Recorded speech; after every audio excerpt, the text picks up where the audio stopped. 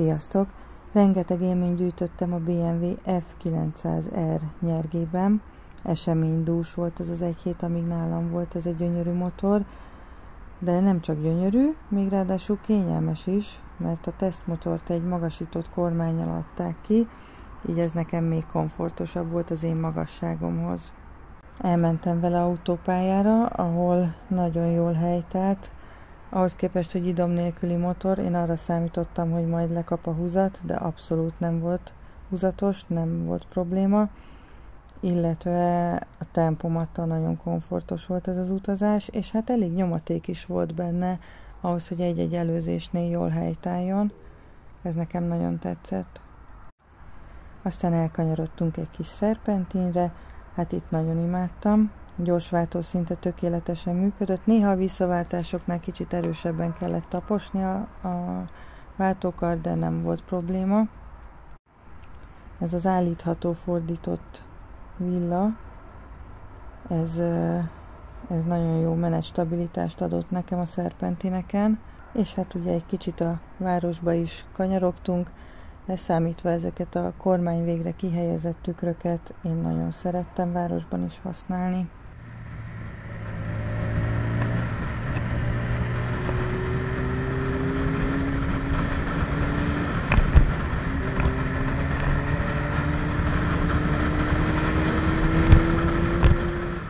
Nagyon barátságos kinézete van, szerintem nagyon kis kedves, formás, nagyon kényelmes rajta ülni, bár én egy kicsit magasabb vagyok az átlagos lányoknál, mondhatni férfi magasság, 180 centi, nekem kényelmesen leér a lábam, de amíg nálam volt, ráült egy-két lány, megnézte, azért csak Lábújhegyen, úgyhogy annyira nem volt komfortos, de ha magabiztos a motorozás, akkor miért ne lehetne Lábújhegyen is.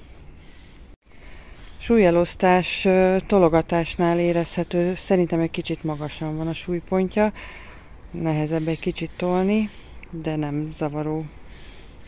Kinézetben vannak kérdőjelek, itt van ez a gumicső, ami be van vonva ezzel a szövetes, hőálló szövetes valamivel, ez már most foszlik, kicsit fura. Illetve erről az oldalról, ha nézzük, akkor nem tudom, ez a vízpumpa itt olyan óriási, olyan ipari, olyan nem illik a környezetbe, szerintem. A másik, ami, hát nem tudom, hogy csak esztétikai dolognak tűnik-e, vagy mondhatjuk-e csak esztétikai dolognak, hogy itt ez a szilikon tömítés, ez itt kilóg. Tehát egy kicsit sokat kentek rá, így belül is.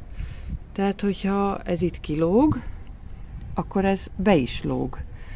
És ott azért nem tudom, hogy jó-e, ha ott bent lifeg egy kis szilikontömítés, és bekerül a rendszerbe idővel. Hát nem tudom. Az okosok biztos tudják. Ez a motor is ezt a sportos kinézetet kapta, vagyis hát a kormány végre kirakott tükröt. Nagyon nem barátságos a városba, ennél a motornál se szerettem. A kormányra rakott kapcsolókról és a kijelzőről nagyjából ugyanazokat tudom elmondani, ami a S1000R-nél is volt. Nagyon könnyen kezelhető a menüje is, illetve a kihelyezett kapcsolók is, ugye tempomat, állíthatóság, ugye jobbra elhúzom, akkor bekapcsolom, és akkor ezzel tudom állítani plusz-minusz, illetve kikapcsolva kijönni belőle. Itt se jó fékkel kijönni a tempomatból, itt is bólint nagyot a motor, ha picit is ráfékezek.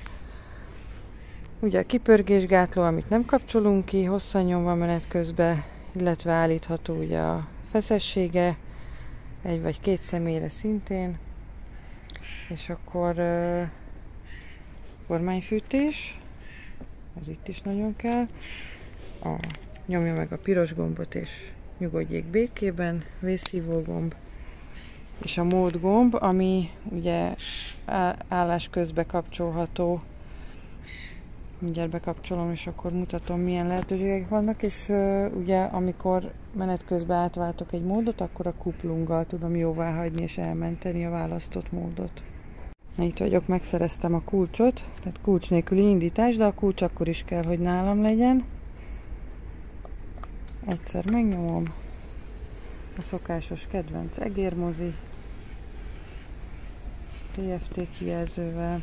Ugye azért van 5000 környékén a piros tartomány, mert hidegen nem engedi e fölé forgatni, ami szerintem szenzációs.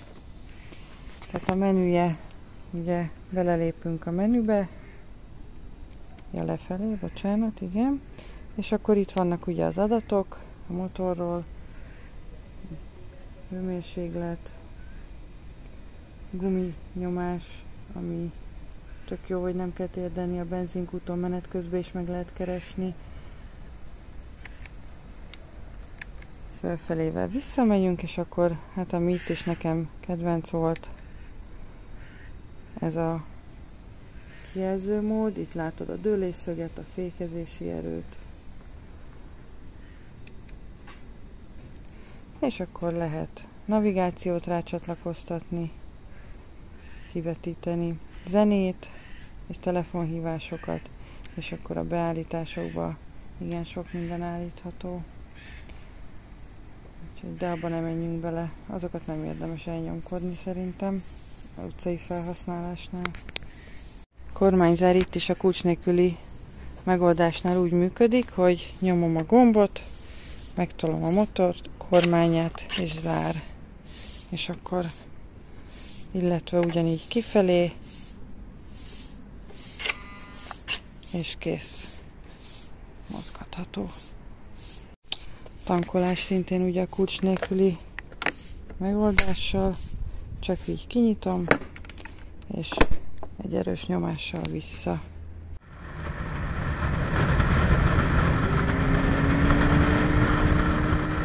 Ahogy azt a cikkben is leírtam, ez egy igazán észszerű választás bárkinek, aki nem a lóerők számát akarja növelni, hanem egy kényelmes, egy komfortos, egy igazán jó motorozható motort keres.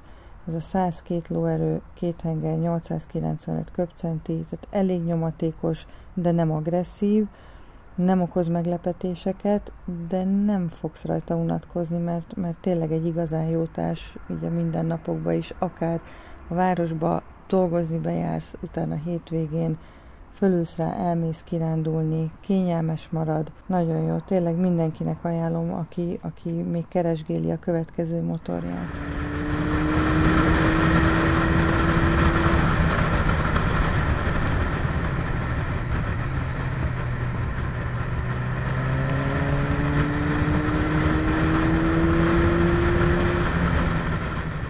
Köszönöm, hogy megnézted a videómat, illetve hogyha szeretnél még teszteket nézni női motorosoktól, akkor iratkozz fel a Csajok a Motoron YouTube csatornájára. Kommentben írd meg, hogy mi a véleményed erről a motorról, illetve írd meg, hogy legközelebb milyen motort teszteljek.